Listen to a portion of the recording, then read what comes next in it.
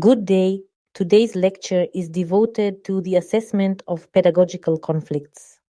Conflict within education should not be viewed merely as a случайное нарушение classroom order. It is a meaningful pedagogical phenomenon that reflects contradictions in expectations, behavior, values, or responsibility among participants in the educational process. For that reason, the study of pedagogical conflict is essential for professional teaching practice. The goals of this lecture are, first, to familiarize students with the concept and principal types of pedagogical conflicts. Second, to examine methods of diagnosing and assessing such conflicts in educational practice. And third, to consider how strategies for their resolution may be developed. These goals reflect both the theoretical and the applied significance of the topic, since conflict in education must be understood conceptually and addressed practically. The objectives specify the practical direction of the lecture. It is necessary to identify the main types of pedagogical conflicts and understand their characteristics.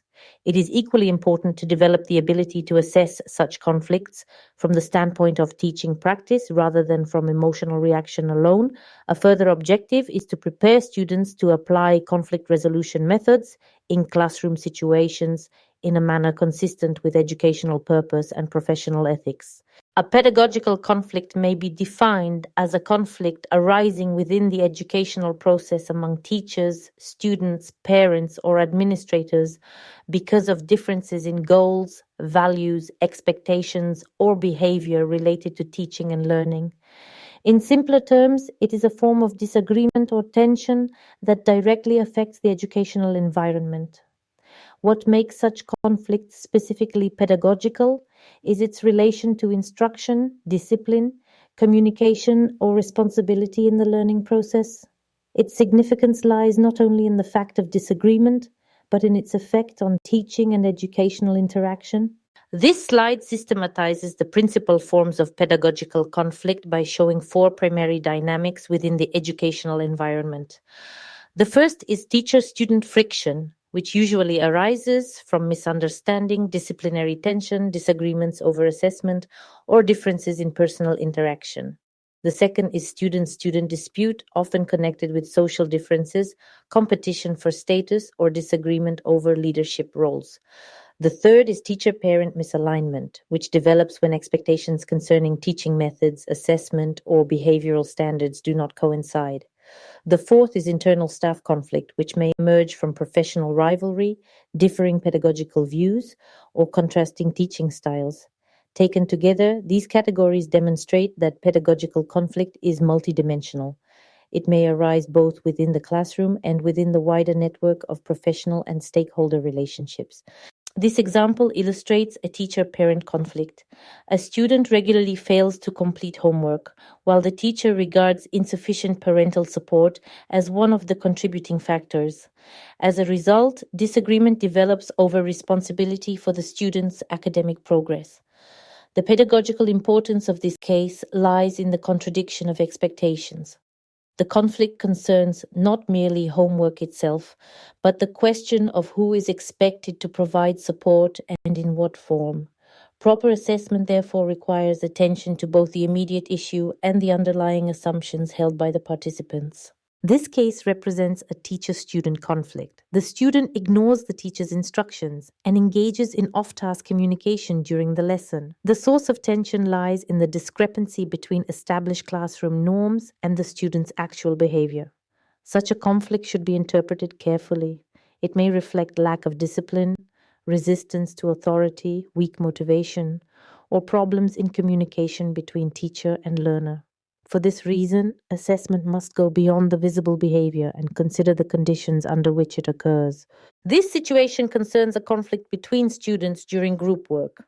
Both learners claim a leadership position, and the disagreement develops from interpersonal competition and differences in social roles within the group.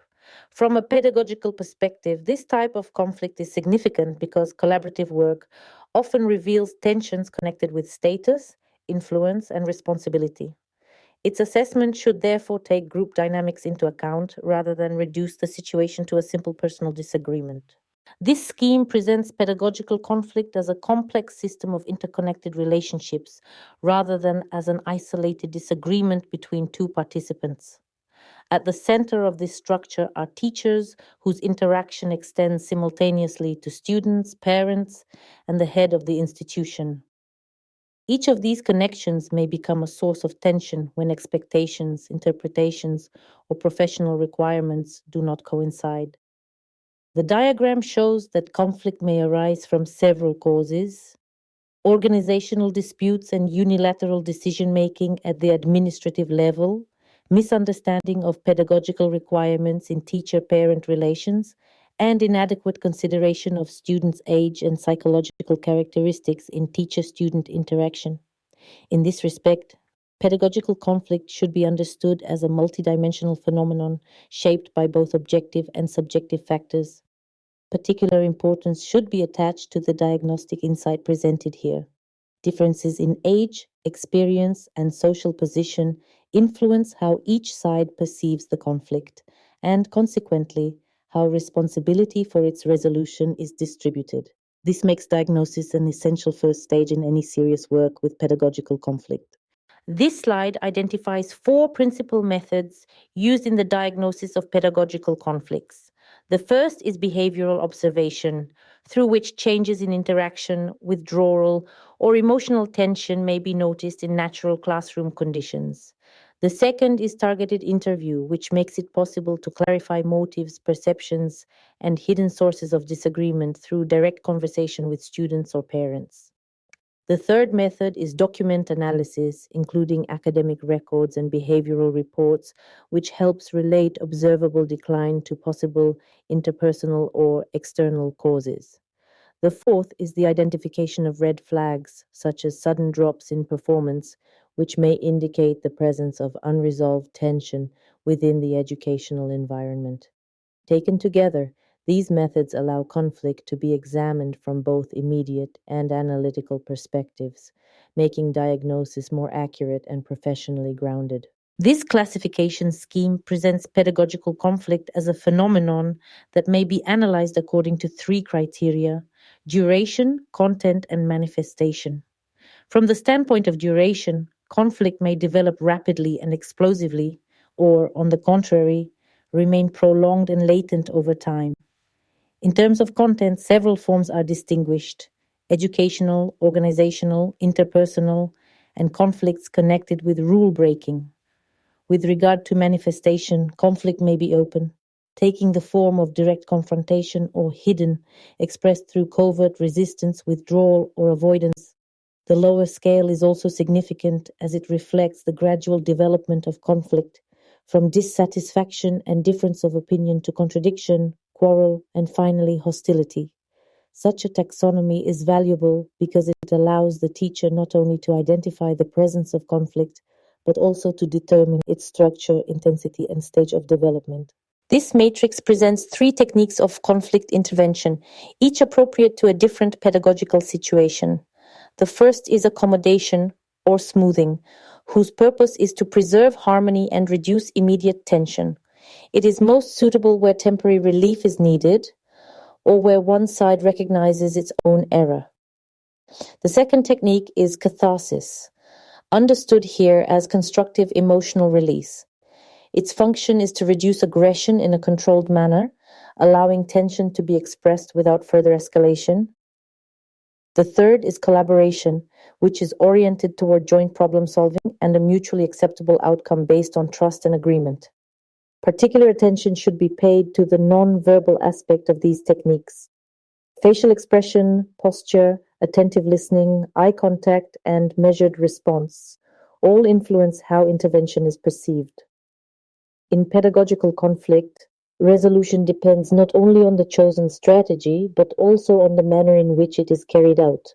This slide is concerned with the evaluation of conflict competence. The radar chart demonstrates that strengths are not distributed evenly across all dimensions. Higher results appear in the areas of tolerance and nonviolence, whereas more limited development is visible in contextual recognition, emotional evaluation, and responsible decision-making. The conclusions presented on the right are especially important.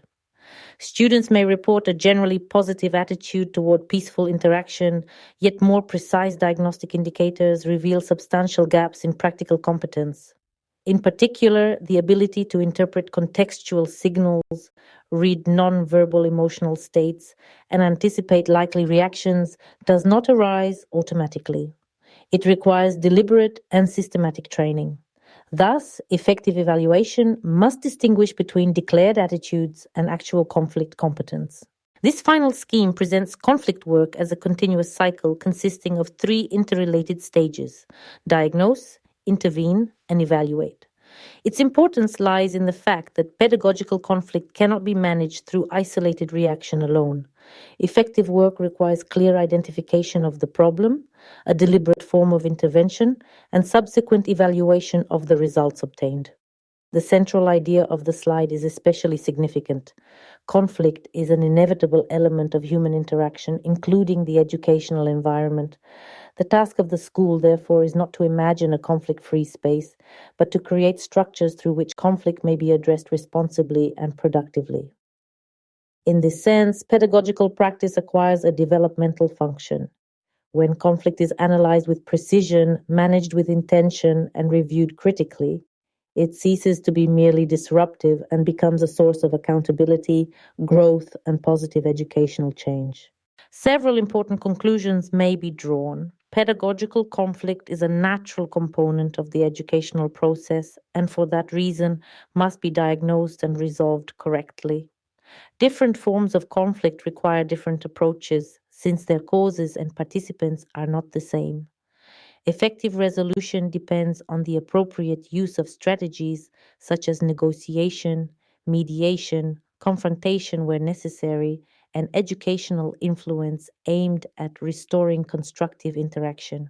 Thank you for your attention. I trust that this lecture has clarified the nature of pedagogical conflicts and the importance of assessing them with professional accuracy.